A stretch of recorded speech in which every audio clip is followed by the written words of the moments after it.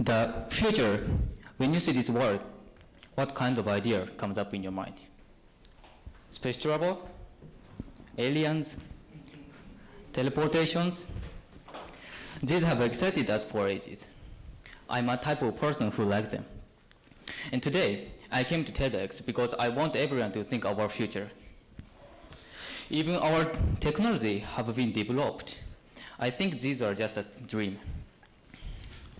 When something innovative appears, our lifestyle of a human being changes. The good example of this is fire. The first innovative discovery for Homo sapiens was fire. We became able to cook. And now, using fire is quite normal. We are using fire almost every day. But, however, before we started using fire, no one imagined in the future humans would use such an innovative practice. This move that the first human made is called innovation. Whenever something innovative appears, we are about to take a step closer to the future of society. And when society changes, we also change. And this time, I would like to talk about the car of the future. So why a car? Because being a driver, being a passenger, being a part of car society, these are unavoidable in this era. In 2015, the production volume of car increased by 1.1% from 2014. Moreover, our car society is going to take a next step. It's about the autonomous car. Do you know what is autonomous car? It's also called self-driving car. Oh. An autonomous car is a vehicle that's capable of sensing its environment and navigating without human input. Autonomous cars can detect surroundings using a variety of techniques, like this. It's cool, isn't it? But don't worry, I won't talk about too many specific technical details today. I did a survey about a car to various people in Toronto. So I'm going to show you the gap that exists between the Canadians and our reality. I gave out a questionnaire to 21 people. Out of these 21, 8 people were male and 13 people were female. The next graph shows driver to non-driver ratio. The last graph shows age distribution. Out of these 21, 12 answered the safety is the most important feature about a car. It's about 60%. And only 3 people answered, I've never had a scary moment in the car, either as a passenger and a driver. It means 18 people have experienced a car accident in their life. It's about 19%. The majority of people have experienced a scary moment in their life. Only 60% of people have thinks the safety is an important feature of the car. I feel it's a contradictory. You know, 90% of car accidents are caused by human error. So if this 90% of car accidents can be reduced, only 1 or 2 people of 18 would experience a scary moment in their life. Moreover, 13 respondents answered, I wouldn't buy an autonomous car because of price and unreliability. But as I said, 90% of car accidents are caused by human error. So if the autonomous car can be smarter than the humans, why we wouldn't use that car? When the perfect autonomous car are available, our vehicles that we use may become like obsolete. It's like a moving coffin. You know? No one wants to walk beside a moving coffin, right? So the car, if the perfect autonomous car will appear, that car will spread quickly around the world. This is one of the questions that was on survey. What might be some disadvantages about an autonomous car? The answer is, not being able to foresee a complication situation. Actually, not only this person, but many people think same ways. I don't know how much you guys know about autonomous cars, but nowadays, many manufacturers are responding to these concerns. Please take a look at this video.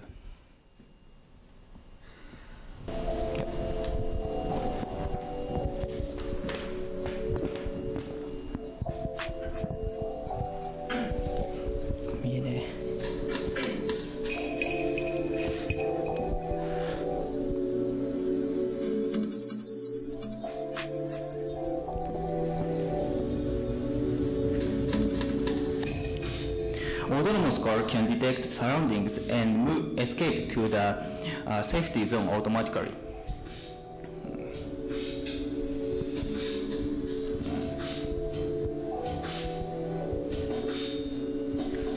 This is a test drive.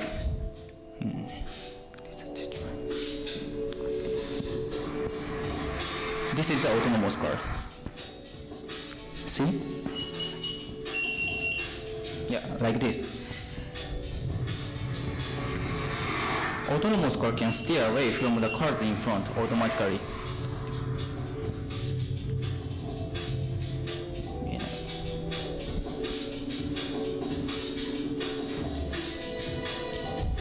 Many sensors enable monitoring of side lanes and vehicle as well as potential escape zone. When the car detects something dangerous, the car alerts the driver. And if the driver fails to perform steering, the car will escape to the escape zone automatically.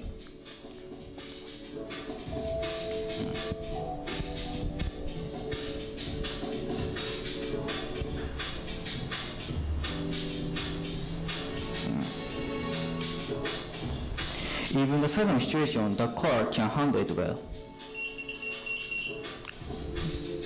A person appears suddenly, but the car could avoid crashing.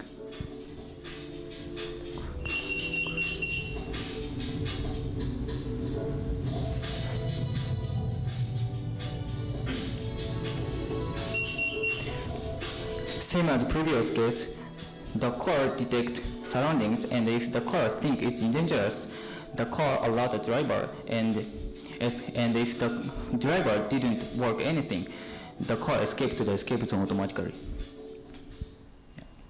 As this video shows you, nowadays autonomous cars are searching surroundings.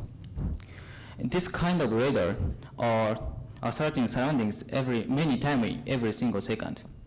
Of course, it's impossible for humans to do same things. So, I can say, in terms of foreseeing, the autonomous car is better than human beings. I know if many people think it's difficult for us to believe AI's judgment.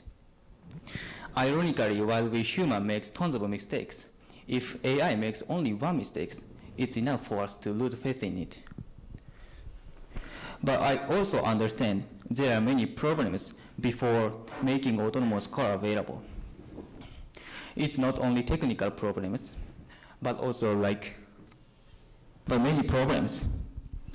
35,000 people were killed because of a motor vehicle accident in the US.